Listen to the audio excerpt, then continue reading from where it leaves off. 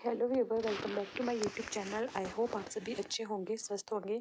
आज मैं आप लोगों के साथ बीएड फर्स्ट सेमेस्टर के paper 1 childhood and development years का टॉपिक पर्सनैलिटी या व्यक्तित्व वो शेयर करने जा रही हूँ। तो चलिए स्टार्ट करते हैं। व्यक्तित्व शिक्षा मनोविज्ञान मानव व्यवहार का अध्ययन करता है तथा व्यवहार व्यक्तित्व की अभिव्यक्ति है। कोई व्यक्ति जैसा व्यवहार करेगा वैसा ही उसका व्यक्तित्व प्रकट होता है।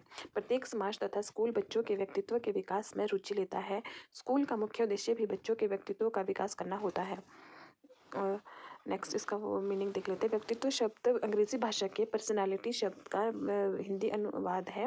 पर्सनालिटी शब्द लैटिन भाषा के पर्सोना से विकसित हुआ है। इसका अर्थ होता है मुखौटा या नकली चेहरा। प्राचीन काल में तथा एक आम और अशिक्षित व्यक्ति के लिए व्यक्तित्व से अभिप्राय शारीरिक संरचना, रंग, रूप, वेशभूषा इत्यादि से था। बाहरी गुणों द्वारा प्रभावित करने वाला व्यक्ति की सबसे अधिक प्रभावशाली माना जाता था। लेकिन आधुनिक मनोवैज्ञानिकों के अनुसार व्यक्ति के गुण, रूप, अभिरुचि, सामर्थ्य, योग्यता, व्यवहार आदि का संगठन है जो उसे अन्य व्यक्तियों से अलग करता है। किसी व्यक्ति का व्यक्तित्व उसके आचार, व्यवहार, क्रिया व गतिविधियों आदि से आंका जा सकता है, क्योंकि प्रत्येक व्यक्ति अपने व्यक्तित्व के अनुसार ही आचरण करता है। किसी व्यक्ति का व्यक्तित्व उसकी शारीरिक संरचना ना होकर उसके व्यवहारों के ढंग का संकलित रूप है, जो कि वातावरण में उसके विशिष्ट व्यवहार के रूप में प्रकट होता है। मनोविज्ञान के क्षेत्र में व्यक्तित्व एक जटिल संप्रत्यय है। वॉरेन ने अपनी एक पुस्तक एलिमेंट ऑफ साइकोलॉजी में कहा है कि व्यक्तित्व व्यक्ति का संपूर्ण मानसिक संगठन है, जो उसके विकास की किसी अवस्था में होता है। तो जो व्यक्तित्व है, जो किसी व्यक्ति का जो एक संपूर्ण ऑल ओवर मानसिक संगठन है, जो उसके विकास की किसी अवस्था में होता है, जो मतलब उसके डेवलपमेंट ईयर्स में झलकता है, उसके व्यवहार में झलकता है। वॉरेन शब्दकोश के अनुसार व्यक्तित्व व्यक्ति के संपूर्ण संज्ञानात्मक, भावनात्मक, क्रियात्मक एवं भौतिक और शारीरिक विशेषताओं की का एकीकृत संगठन है, जो उसे दूसरों से केंद्रीय विभाजक के रूप में प्रकट करता है। अतः कहा जा सकता है कि व्यक्तित्व शारीरिक, मानसिक, भावनात्मक और बौद्धिक सभी गुणों का समन्वित रूप है। व्यक्तित्व की विशेषताएं इसमें आती है। पहली सामाजिकता। सामाजिकता शक्ति के व्यक्तित्व की एक प्रमुख विशेषता है। मनुष्य एक सामाजिक प्राणी है और वह समाज के बीच ही रहता है। व्यक्ति समाज के बीच में रहकर ही अपने सारे क्रियाकलाप करता है। विकास विकास एक जीवन पर्यंत चलने वाली क्रिया है। एक अच्छे व्यक्तित्व के लिए हमेशा ही उसके विकास की प्रक्रिया उत्तम होनी चाहिए। लक्ष्य प्राप्ति।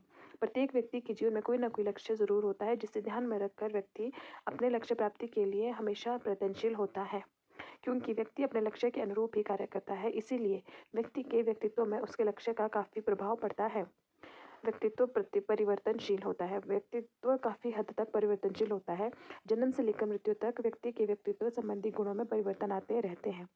समायोजन में सफलता प्राप्ति के लिए ये परिवर्तन आवश्यक भी होते हैं। नेक्स्ट है आत्मचेतना। आत्मचेतना से आशय है कि व्यक्ति आत्मचिंतन के जरिए इस बात का ध्यान रखता है कि समाज में उसकी क्या छवि बन रही है और समाज के लोग उसके बारे में कैसी भावना रखते हैं। यह आत्मचेतना उसके व्यक्तित्व की विशेषता है। वास्तविकता में जब व्यक्ति में आत्मचेतना जैसी वस्तु घर करने लगती है, तभी उसके व्यक्तित्व का अस्तित्व दिखाई देता है। नेक्स्ट है परिवेश और समायोजन।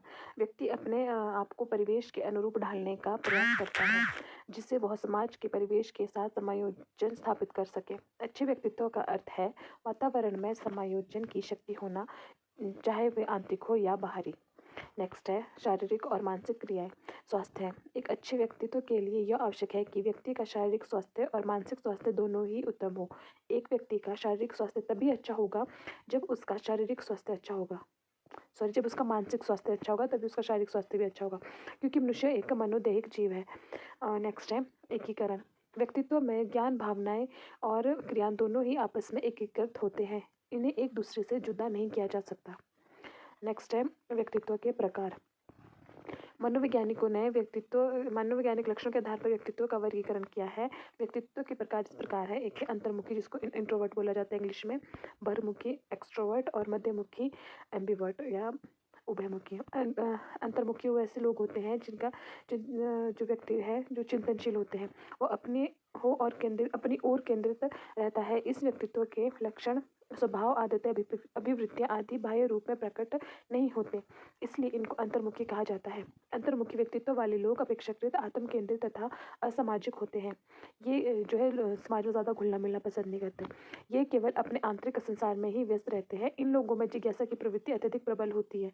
ये इनकी ये ज़िद्दी या हठी स्वभाव के होते हैं।